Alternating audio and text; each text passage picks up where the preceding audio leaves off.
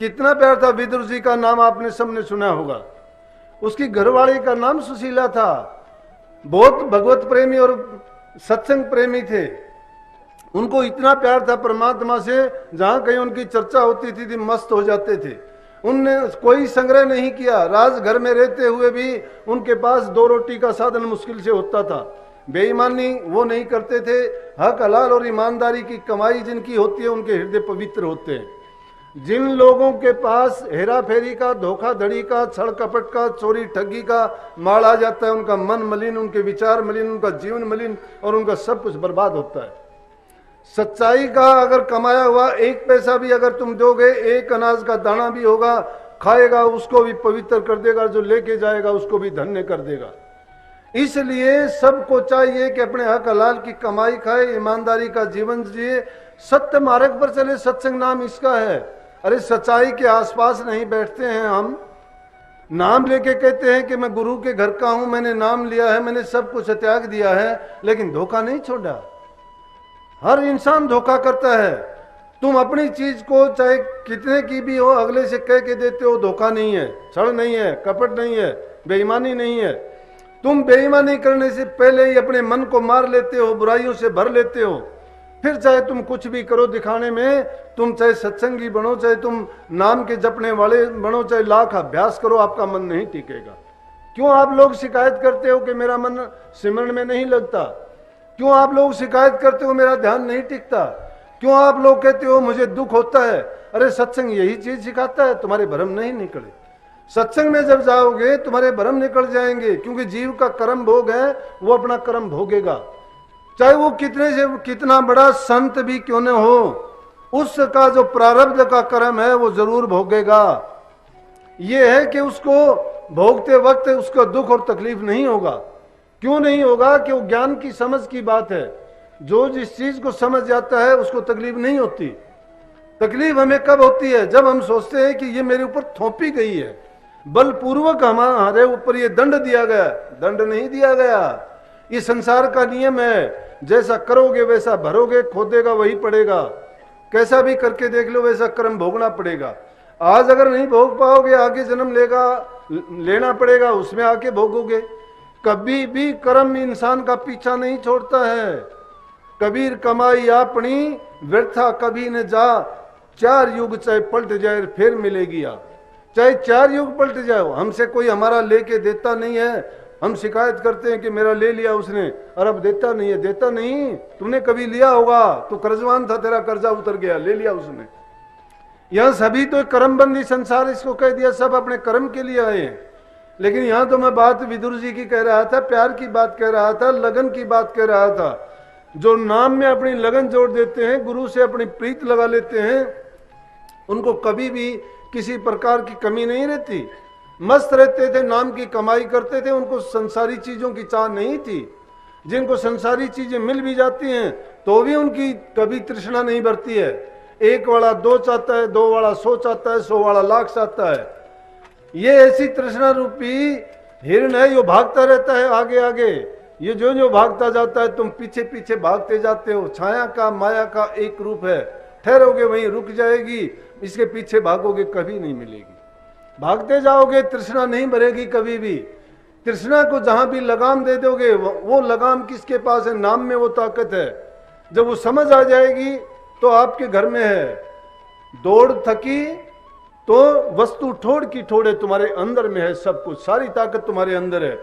इंसान के पास सारी चीजें हैं। इंसान ने सब चीजों को काबू किया है। परमात्मा ने यही तो एक अजीब खेल किया। सब कुछ करने के बाद, इंसान को सब कुछ देने के बाद कहां भेज दिया? सब कुछ के बीच में भेज दिया कि तुझे सब कुछ भी दिया है, लेकिन वो देखने के लिए तेरे पास 10वां द्वार होगा। उसके लिए तेरे पास ज्ञान चक्षु होगी, जिसको शिव नेत्र और तीसरी आंख कहते हैं। उसके लिए 9 दरवाजे तो दुनियादारी के लिए दे दिए कि दुनियादारी की चीजों को देखना। 2 आंख, 2 कान, नाक और दोनों इंद्रियां, इन 9 दरवाजों से इंसान उन्हीं में फंस के रह गया। लेकिन जो 10वां रास्ता था उसको भूल गया।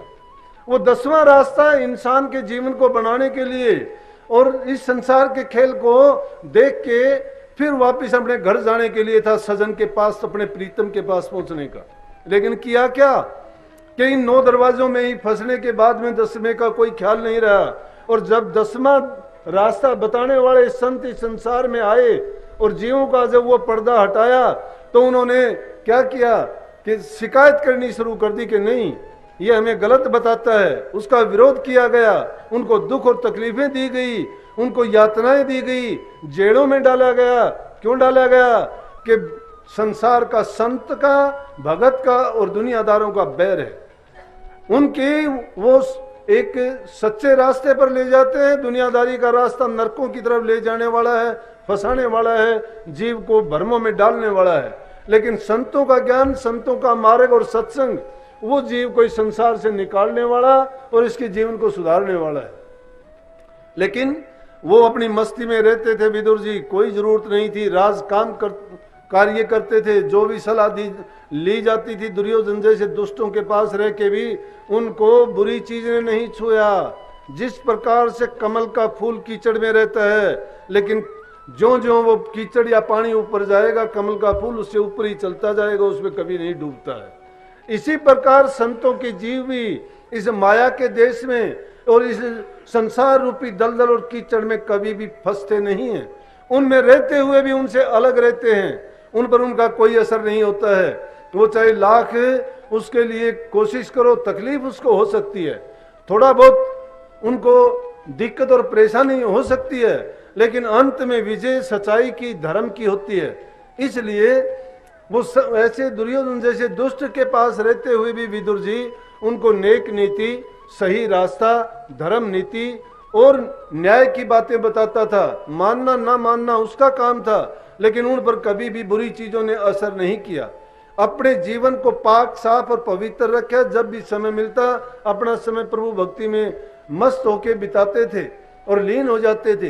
तो जो लोग इस प्रकार से नाम से जुड़ जाते हैं, अपने आप को गुरु के समर्पण कर देते हैं तन मन और धन से, जो बाजी लगाते हैं अपने तन मन की, वो बाजी लगाने के बाद में वो बाजी कभी हारते नहीं है। इसलिए जिंदगी की बाजी प्यारे हार मत जाना। जिंदगी की बाजी लगाओ तो किसके साथ लगाओ? जिंदगी की बाजी लगाओ इस चीज के साथ कि मैंने इस दुनियादारी में नहीं बल्कि संतों की शरण में रह के अपने जीवन को जीत के जाना है, हार के नहीं जाना।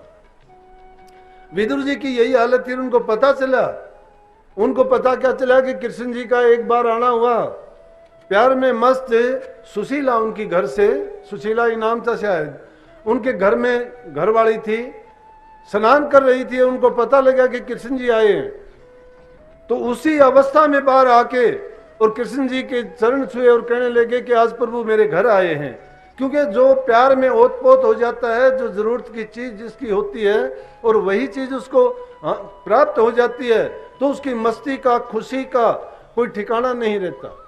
उसको ये होश नहीं रहता कि मैं कैसा हूं, मेरा क्या है।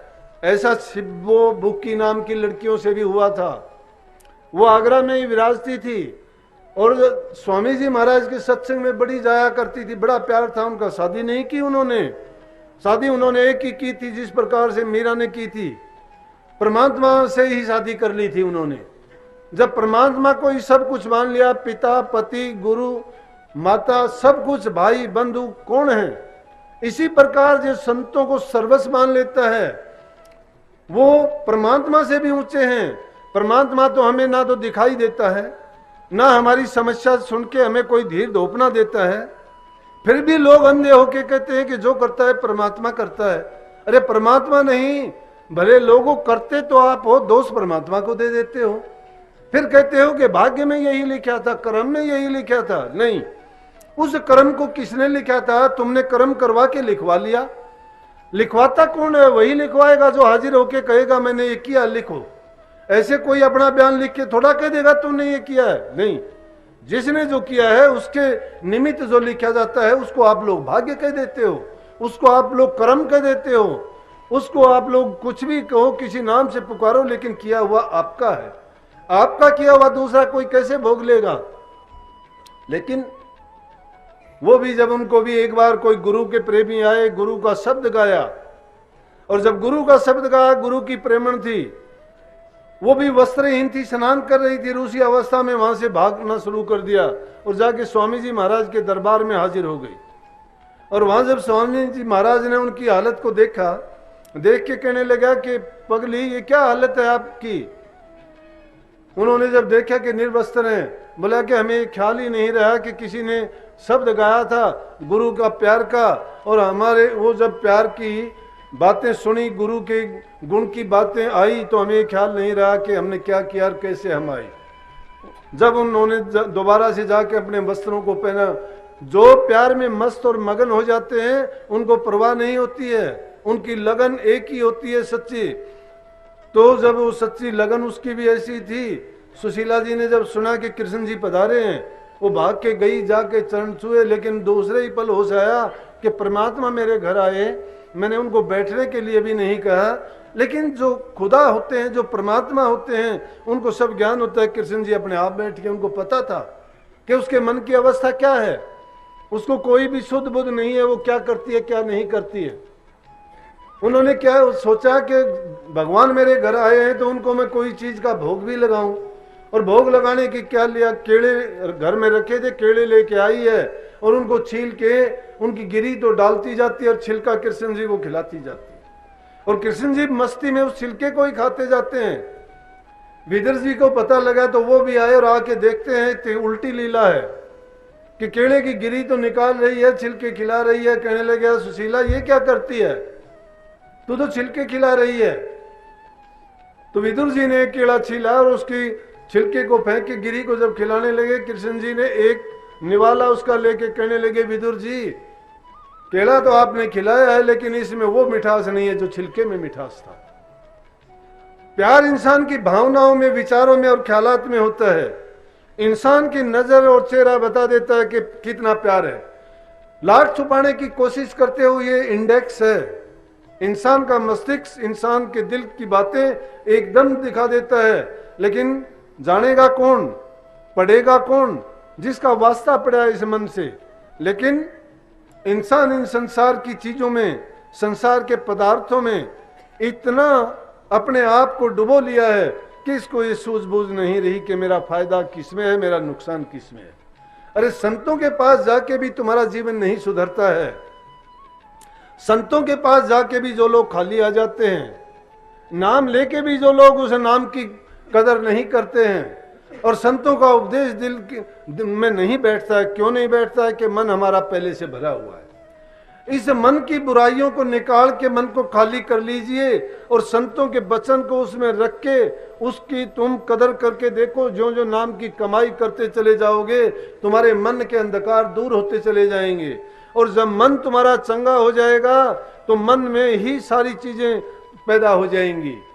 तुम्हें सब कुछ पता भी लग जाएगा, तुम्हें तुम्हारे जीवन का, तुम्हारे भविष्य का, तुम्हारे कर्म किए का, बल्कि ये समझ जाओगे कि क्यों संसार में आए थे। मुख्य चीज क्या है कि इंसान को यही नहीं पता है मैं क्या करता हूं, क्यों आया था। अरे जब तक जीते हो तब तक सोचते हो कि खाओ, कमाओ, ऐश करो। किसने देखा है? कोई शराब के प्यालों में डूबा हुआ है, कोई विषय विकारों में डूबा हुआ है, कोई दूसरे जीवों की मांस की बोटियां काट के डूबा हुआ है, कोई अंडे खा के दूसरे जीवों को दुख कष्ट देता है, कोई जिंदा आदमियों के गले काटता है, उनसे ब्याज वसूलता है और उनसे अनाप शनाप उनकी ठग्गा बग्गी करके सोचता है कि मैं बहुत खुश हूं। खुश नहीं, ये समझो कि वो अपने हाथों से अपने आप को काट रहा है। वो गाफिल है, अपने हाथ में कुल्हाड़ा लेकर अपने आप को ही काटता जाता है। लेकिन संत हमें चेताते हैं, बताते हैं, फिर भी हम नहीं समझते, फिर हम मूर्ख हैं। जब लग जरा रोग नहीं आया, जब लग जरा रोग नहीं आया, नहीं समझता इंसान। क्यों नहीं समझता है? कि जब रोग आता है फिर सोचता है, फिर कहता है, याद करता है, परमात्मा को याद करता है। दुख में याद करते हो, सुख में कभी याद नहीं करते। दुख में सुमन सब करे, सुख में करे न कोई। जो सुख में सुमन करे तो दुख काहे का होए। अगर जो इंसान सुख के समय भी परमात्मा को याद करता है, भक्ति करता है, याद करता है, इसमें कहा था कि सुरत शब्द का योग साध ले। क्यों साध ले? कि इससे सस्ता कोई योग नहीं है। ये आत्म शुद्धि का, सुरत शब्द का योग आत्म शुद्धि है। उसमें आत्म ज्ञान होता है। आत्म ज्ञान होने से ही आदमी को आत्म बोध होगा। ब्रह्म ज्ञान को जान लेने से ही आपको ये पता लगेगा कि जीव का कल्याण कैसे होगा। जब तक उस ज्ञान का पता नहीं है तो हमारा कल्याण का भी रास्ता बंद है। जब लग जरा रोग नहीं आया, जब लग काल गिरसी नहीं काया, जब लग बिकल भई नहीं बाणी, भजले रे मन सारंग पानी, अब नहीं बच्ची बच्ची कब भाई, आव अंत न भजिया जाई, ये तेरा ओसर ये तेरी वार, फिर नहीं पावे ऐसी वार। जब अंत समय आ जाएगा फिर नहीं बच पाओगे। आज कहते हो कल करूंगा, कल कहते हो फिर करूंगा, फिर कहते हो अभी जवानी है, कभी कहते हो बच्चे छोटे हैं, कभी कहते हो इनकी शादी कर दूं, बच्चे के बाद पोते पोतियां हो जाएंगी, फिर रिश्ते नातों के चक्कर में पड़ जाओगे। अरे ये सब के सब मीठे ठग लगे हुए, कोई किसी का नहीं है। लेखा तुमने देना है, ये लेखा नहीं देंगे। अपना लेखा देने के लिए अपने कर्म को सुधारो, अपने कर्म को बढ़ाओ, और अपना कर्म बनेगा नाम से, प्रभु की भक्ति से। और प्रभु की भक्ति कहाँ मिलेगी? गुरु की शरण में। और गुरु की शरण में कैसे? आत्म समर्पण से। गुरुओं से जाके धोखा करते हो, उनसे छल चतुराई करते हो, मन में कपट रख के बात करते हो। अरे तीनों के आगे गुरु के सामने अपना तुम भेद नहीं खोलते हो, कपट नहीं खोलते हो। वैद्य के सामने जाके अपनी बीमारी को छिपाते हो, और हाकिम के सामने जाके भी तुम अपनी सच्ची बात नहीं बताते। तो समझो कि तुम्हारा सब कुछ आपने बिगाड़ लिया है। क्यों नहीं बिगाड़ लिया? कि जिस वैद्य को अपना रोग नहीं बताओगे, रोग को छिपा लोगे, रोग गुप्त है, बताते कुछ और हो, दवाई कुछ मिलेगी, वो बीमारी तो है, एक दूसरी बीमारी और लग जाएगी। गुरु के सामने छिपाते हो बात, तो तुम्हारा कभी इलाज नहीं हो सकता। अरे गुरु तुम्हारे यहाँ के इस लोक के नहीं, तुम्हारे उस लोक के भी साथी हैं। यहाँ पता नहीं लगता गुरु क्या है, अंदर में ही चले जाओगे जब ही पता लग जाएगा नूरी गुरु है क्या। और नूरी गुरु जब मिल जाएगा तो संसारी गुरु का भी पता लग जाएगा कि संसारी गुरु में ताकत क्या है। लेकिन संसारी गुरु को ही हम इतबार नहीं करेंगे तो हमें वो नूरी गुरु नहीं मिल सकता। और नूरी गुरु कब मिलेगा? वो जब मिलेगा जब संसारी गुरु से अपनी प्रीत जोड़ लोगे। लेकिन प्रीत गुरु संग ना जोड़ी मन कहाँ लगा ली यारी। अरे मन तुमने यारी कहाँ लगा ली? गुरु से तो प्रीत जोड़ी नहीं।